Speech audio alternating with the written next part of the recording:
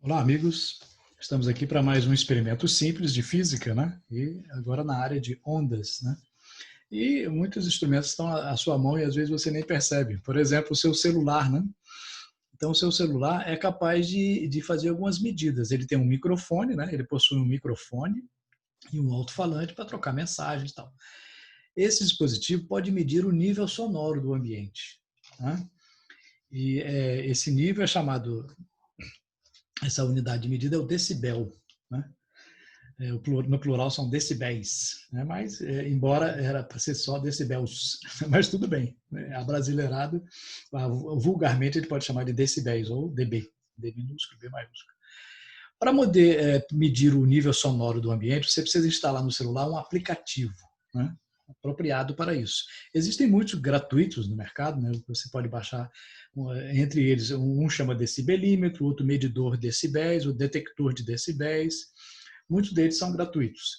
E eles medem o nível de sonoro, né, utilizando o próprio celular, né? Então, aqui tem alguns exemplos deles, né? Alguns aplicativos que você pode encontrar facilmente na internet e instalar no seu celular.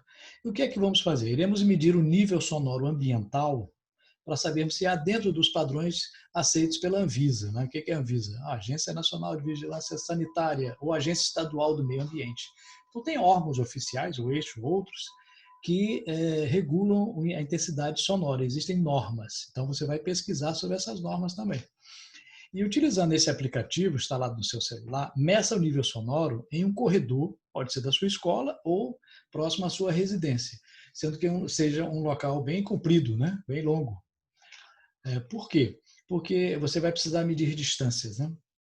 Serão 10 medidas que você vão fazer, né? E de distância do chão. Então, pode ser a cada 2, 3 ou 5 metros. Então, digamos que você escolha 5 metros. Então, a cada 5 metros da sua rua, de um corredor, de um local que você tem acesso, você vai medir a distância, né? Pode até marcar os seus passos, ver quantos passos dão 5 metros, pronto, e repetindo, né? E você vai determinar o valor médio do nível sonoro. Então, vai marcar com o seu celular o nível sonoro daquele local para ver se está dentro do padrão aceito, né? O nível sonoro na rua é diferente do nível sonoro dentro de uma sala de aula, por exemplo. E você vai registrar isso, né? Como é que você vai registrar? Vai anotar aqui a numeração da medida, vão ser 10 medidas, e essas medidas você vai medir a distância ao longo desse corredor, dessa rua, né? Então, a medida aqui, ó, 5 metros, 10 metros, 15, etc. Tá? De 5 em 5 ou de 3 em 3, você vai escolher. E vai anotar aqui a medida do nível sonoro naquele local. Então, com esses dados aqui na tabela, a gente vai construir um gráfico colocando o nível sonoro na vertical e a distância ao longo do corredor, ao longo da área que você andou. Né? Então, isso vai dar um gráfico, né? Depois. Né? Esse gráfico, como é que ele representa? Existem muitas variações ou naquele local você vai ter poucas variações. Isso é feito em muitos locais de trabalho e também indústria, etc., para ver o nível de pressão sonora sobre os trabalhadores. Né? Vamos também registrar essa atividade através de um relatório. Como você vai fazer 10 medidas de distância e 10 níveis sonoros, né? Determine a variação média do nível sonoro. Então, naquele local, em média, tem quantos decibéis por metro? Há alguma variação? E verifique se está dentro dos padrões oficiais. Você pode pesquisar na internet. Cada local tem um valor médio aceitável, né? O valor médio desse, se tem variação com o espaço e o valor médio da intensidade do ambiente como um todo. Ok? Faça esse relatório e esse gráfico para ser entregue ao seu professor como uma atividade de física. Ok? E se você se lembra como fazer relatório gráfico, ótimo. Se não, preste atenção na informação que vem aí a seguir. E agora queremos construir um relatório. E como é que nós fazemos isso? Hein? Tem vários modelos de relatório. Vamos apresentar aqui o básico. Né? Para fazer um relatório, você precisa de um método científico, tem que ser baseado no método científico. E o que é ciência, propriamente dito? Ora, nós sabemos que para ser científico, né, para seguir esse método, tem que seguir 3 etapas. A primeira etapa, você verifica o que você quer, né? O que você quer? Aí você dá um título à coisa e dá os objetivos daquilo que você quer. Você tem que saber o que vai fazer, né? Qual o material, qual é o método utilizado, qual o resultado você chegou e discutir sobre ele, né? E o que foi obtido. Então, nesse experimento foi obtido o quê? Aí você vai chegar a alguma conclusão e dar as referências necessárias. De uma forma geral, né, a ciência é baseada nessas 3 etapas. A primeira, tecnicamente, a gente chama de hipótese, né? Uma hipótese que foi criada. Eu acho que é isso, vamos verificar. O que fazer? Vamos fazer uma análise, vamos fazer uma pesquisa e, finalmente, você chega a uma conclusão. Então, baseado nessas 3 coisas, você pode fazer o seu relatório. Como exemplo, nós temos um relatório aqui em que com os tópicos principais, né? Primeiro, não esquecer que nós temos que dar o título e o objetivo nesse relatório. E, geralmente, ele é numerado. Então, não esquecer a numeração do relatório. No título, né, nós vamos colocar o quê? Ali no título, você nunca deve usar um verbo no infinitivo. Então, nunca comece com o título do relatório, determinar a velocidade média. Não, nada disso. Você coloca de outro jeito. Você bota determinação da velocidade média, análise da temperatura, avaliação de um procedimento tal, tal, tal. Então, nunca começa com o verbo no infinitivo. Já o objetivo é o contrário. Você sempre usa o verbo no infinitivo, né? Aí como é que eu vou colocar? Analisar, avaliar, determinar, né? Então, o título você bota de um jeito sem verbo e com o verbo no objetivo. Lembrando sempre de nunca usar a mesma raiz da palavra nos dois. Não pode ser a mesma. Eu não posso botar determinação da velocidade, objetivo, determinar, repetindo a mesma raiz da palavra. Nunca deve fazer isso. Já numa segunda etapa, né, etapa 2, você vai registrar no seu relatório material e métodos, resultados e discussão, né? Nessa primeira parte, você vai colocar o quê? Você vai listar os materiais utilizados, contendo a precisão de cada um desses materiais. Então, por exemplo, se você usou uma régua, qual é a precisão dela? 1 milímetro, 1 centímetro, 0,1 milímetro, tem que colocar lá. E vai colocar também a metodologia, você vai descrever a metodologia utilizada detalhadamente, passo a passo. Porque lembre-se, você faz um relatório para os outros e não para si mesmo, né? Nos resultados, você vai listar esses resultados todos, tudo que foi medido tem que estar aqui, tudo que foi calculado tem que estar aqui, e comentá-los também. E lembrando que essa parte, né, importante lembrar, essa é a parte mais extensa de um relatório, né, pois detalha o que foi realizado. Ou seja, um relatório, né, nessa parte aqui, não pode ficar nada abreviado, né? Tem que estar bem descrito, né, nessa metodologia e nos resultados obtidos. E, finalmente, na terceira parte, você vai concluir o seu trabalho, dar as referências e a identificação. Lembrando que, na conclusão, né, você vai finalizar de forma objetiva. Então, nunca coloque uma conclusão muito extensa. É bem o resultado. Na hora de fazer a conclusão, olhe para o objetivo. O objetivo é a pergunta e a conclusão é a resposta. Então, ela tem que ser bem objetiva mesmo. Tá? E nunca coloque conclusão, conclui-se que... Não. Você bota verifica-se que, ou usa outras palavras, mas não usa a mesma palavra ligada ao título daquela atividade. Na referências, você vai indicar a fonte de informação para o experimento, né? De onde você tirou a informação? Foi uma pesquisa em um livro de análises, foi um professor que passou uma atividade daquela disciplina. Você vai indicar de onde você tirou a referência para aquela atividade científica. E, finalmente, embaixo, você bota a identificação de quem realizou o experimento, a data e a assinatura, identificando quem fez este relatório. Ok? E aí, se você precisar construir um gráfico, né, é claro que o professor vai orientar você, mas aqui vão algumas dicas importantes. Primeiro que existem um monte de tipos de gráficos diferentes, né? E nós faremos os gráficos da física de uma maneira um pouco mais condensada, né? Vejamos aqui.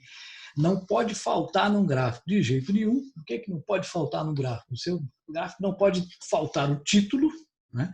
Tem que ter um título aqui em cima, curva de aquecimento, tal, curva de velocidade, etc. Não pode faltar as grandezas, né? Uma grandeza Y, aqui ó, na vertical, com a unidade que você tem que colocar. Não pode faltar a grandeza na unidade no X, né? Aqui a independente, aqui a dependente e aqui a independente, né? O X é independente e o Y é a dependente. E também não pode faltar de jeito nenhum uma tabela com os dados das medidas que foram realizadas, né? Então, nessa tabela, né, pode ser uma tabela simples como essa, ou mais complexa, depende do tipo de experimento. Não pode esquecer as unidades, você coloca as unidades aqui em cima, né? E não precisa repetir a unidade, que muita gente às vezes faz isso. Não, bota lá em cima a grandeza e a unidade, a grandeza e a unidade. E o seu gráfico vai ficar com a tabela confiável, né? Um exemplo de gráfico que a gente nunca pode esquecer, né, é que, embora tenha vários tipos, né, não deve esquecer no gráfico o seguinte: todo gráfico tem os seus eixos. Então você vai ter que fazer um eixo Y, um eixo X, né, para essas duas grandezas. Não pode faltar também, né, uma escala, né? Observem que você vai traçar o gráfico, mas essas escalas aqui precisam ser organizadas, de tal maneira que você ocupe aqui pelo menos 2/3 do espaço que você dispõe. Se você fizer um gráfico em que utilize somente um pedacinho pequeno aqui do espaço, está errado, né? Não pode. Ele tem que ocupar pelo menos 2/3 desse espaço aqui. E para isso você precisa, né, registrar as grandezas. Agora, como a maior tarefa de um gráfico é dividir, fazer essa escala aqui.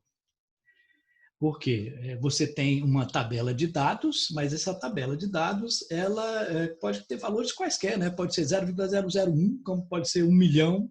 Né? Como é que você vai dividir nessa escala? Então, você sempre pega a diferença entre o menor valor e o maior valor, né? E nem sempre começa no zero, gráfico, viu? O gráfico pode começar em 100 e até 1000, não tem problema, a cada escala dessa. Mas você tem que pegar a diferença, né, e comparar essa diferença com o tamanho que você dispõe aqui em centímetros, por exemplo. Você vai fazer um gráfico, digamos que daqui até aqui tem 15 centímetros. Então você vai ver essa diferença e ver o quanto essa diferença está relacionada a esses 15 centímetros. Então, digamos que daqui para lá tem uma diferença de 200 para 15. Né? Então, nós vamos fazer uma escala proporcional de maneira que caiba os valores aqui. E sempre colocar valores assim coerentes, né? Então, por exemplo, 1, 2, 3, 4, 2, 4, 6, 7, 10, 20, 30, 40, 0,1, 0,2.